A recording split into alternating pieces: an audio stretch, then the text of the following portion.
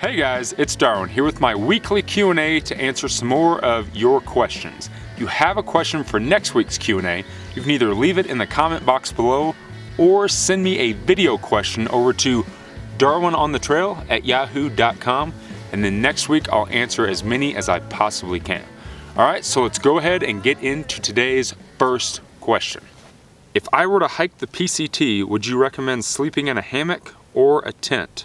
So, good question, and I've touched on it a couple times in some of my other Q&As, but I think for the first 700 miles of the PCT, using a hammock is pretty much non-existent. The first 700 miles of the PCT is pretty much completely in the desert, all the way to Kennedy Meadows, so there's not really a place where you can put a hammock up. A lot of people will either carry a tarp or a tent through that section, and if they are going to hammock, they typically pick it up at Kennedy Meadows, so they have it after that. But even then, in some of the higher peaks in the Sierras, you still don't have a whole lot of trees that you can hang a hammock because you're way above tree line.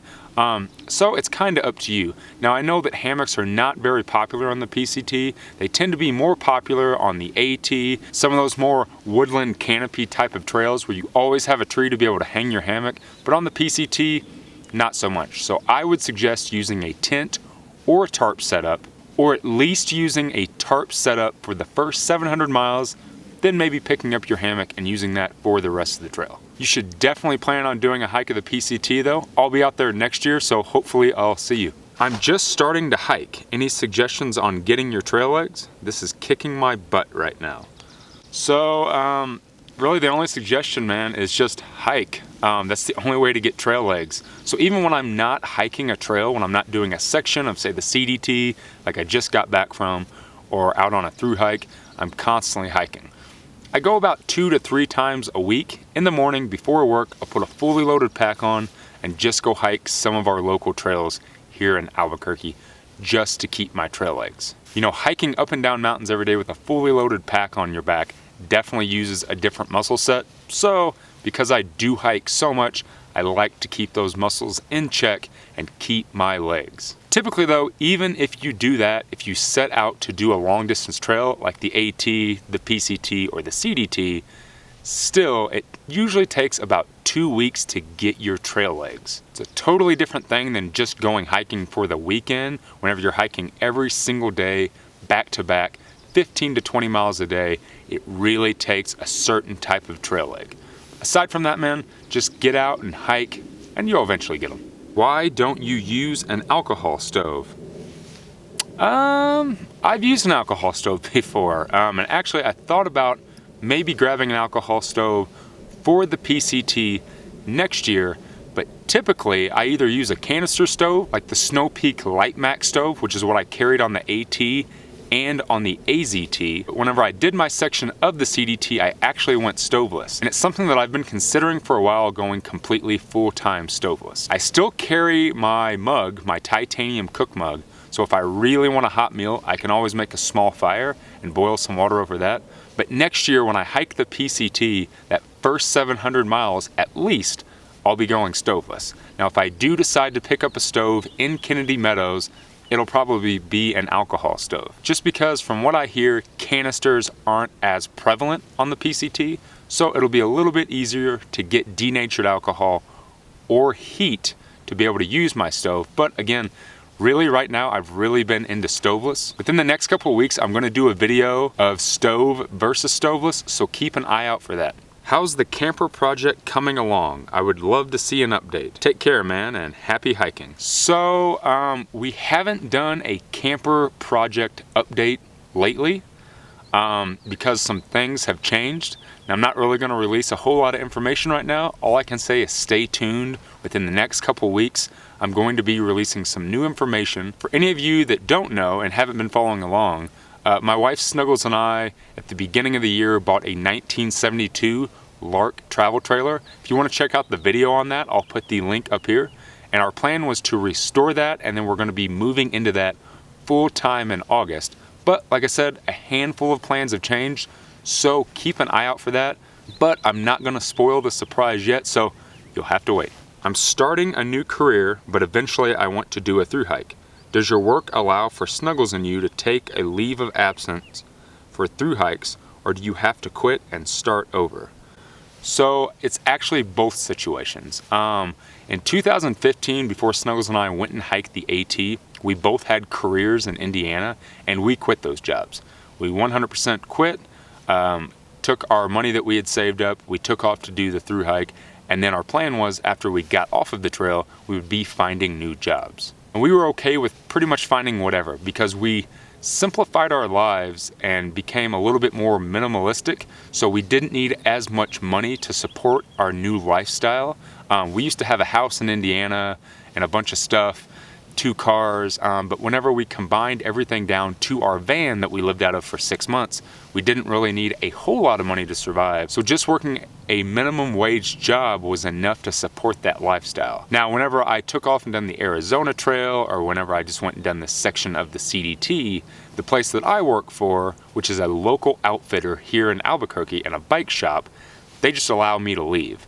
Obviously, I don't get paid for the time that I'm off, but they're always willing to take me back. So it's nice to have a job where you work with like-minded people that know that taking multiple months off to go do a hike is something that's worth it. So if you're planning on getting into long distance hiking, I suggest maybe looking and finding a career in the outdoors, maybe testing gear, working for an REI, working at a bike shop, because those people are much more like-minded than your typical 9-to-5 job that when you tell them that you're gonna take 5 to 6 months off for a through hike, they don't look at you like you're crazy. So we've done both. And I guess it kind of all depends on if your lifestyle supports that decision. I talk about that a lot in my videos, and it seems like I've been answering that a lot in my comments section lately. People asking, how do I make money? How does I support my lifestyle? I must be feeding off the government, something like that. No, we just live really simple lifestyles. We work, we quit our job, we go do the adventures that we want to do, and when we get done, we just look for a new job. Sometimes we're lucky and we're able to return to the job that we came from, but most of the time we just look for new jobs. So it all depends on what you want out of life. Good luck on planning for your through hike though. You're gonna have an awesome time on whatever trail you decide to do. Where in town do you charge your batteries, and how long do you charge them? So typically whenever I'm doing a hike, like I just got back from that section of the Continental Divide Trail, I carry an external battery. Obviously I also have a cell phone and a camera that I shoot all my videos with, but I typically like keep my phone on airplane mode, and then I'm really conservative about how I use my battery. I plan out my days, and then I make sure that I'm gonna run out of battery right before I get into some sort of a town. Now when I do get into a town, I typically go into like a restaurant or something like all hikers do and get town food as soon as you get into town. I typically try to find the first plug-in I can, ask if I can do it, and then just plug in my stuff while I'm sitting there, having a burger, having a beer, replenishing those calories from the trail. And then typically throughout the day, if I'm going into someplace, I try to find an outlet and charge my stuff. When we were on the AT in 2015 and 2016, whenever we went into a town to resupply, we would actually go into like a grocery store or a convenience store, and I would ask the people working there if I could plug my stuff in. And most people are pretty cool with that. I've never had someone tell me that I couldn't do it, but I would usually just plug it up, shop, get all of my resupplying done, make some calls, maybe pick up a package, then come back and pick up my stuff. And then obviously I would also charge my stuff if we were staying at a hostel or a hotel for the night and get a full charge on my stuff before I went back out on the trail. Hi Darwin, I used to pack in the mid-70 old equipment trial-wise pack, Siva stove and a Eureka 2-man tent, 40 years ago, and I still use it. Awesome. I want to get back into it again. Where do you think I should start on getting new equipment? So good question, Joe. So there's a lot of videos here on YouTube, here on my channel, where I talk about new gear for backpacking, of gear reviews and pack list and gear list to help people find new gear and shed weight out of their pack. So that is number one where I would suggest starting. Just put it in the search bar and I'm sure you'll find a lot of awesome gear. I am going to be doing a new video within the next 2 weeks called my top 5 favorite pieces of cheap UL backpacking gear. So you should definitely check that out. And if you ever want to, I always put my gear list in the description box below, or you can go to my website and I have a full gear list of all of my different trips and showing you what I use and links to the gear. Some of the big ones though that I would suggest starting out with to shed the weight and get new gear would be your tent, your pack, and your sleep system. Your big three are really what's going to define your pack weight and help you become a better UL backpacker. So like I said, I'll put some links in the description box below if you want to check those out. I'll put a link up here in the corner of one of my gear list videos, so check that out. If you have any questions on any of that, always hit me up, and I always love talking gear with people. Good luck on getting that new pack set up. One of my favorite parts of backpacking is the gear. I'm a total gear geek, and maybe you'll become the same way. All right guys, last question of the day. Are you going to try any more bike trips? I built an ECR the same time you did, and I love my Salsa Cow chipper bars, plus down to 9 gears. Would like to hear more about the bike in your life. So yeah man, I'm actually going to be doing a handful of more bike packing trips before Snuggles and I leave New Mexico. There's a handful of trips that I want to do down south, and I'm actually planning on going back down to the Gila Wilderness to do a bike packing trip. The same section of trail that I just got back from hiking on the Continental Divide Trail, I really want to take my bike down there.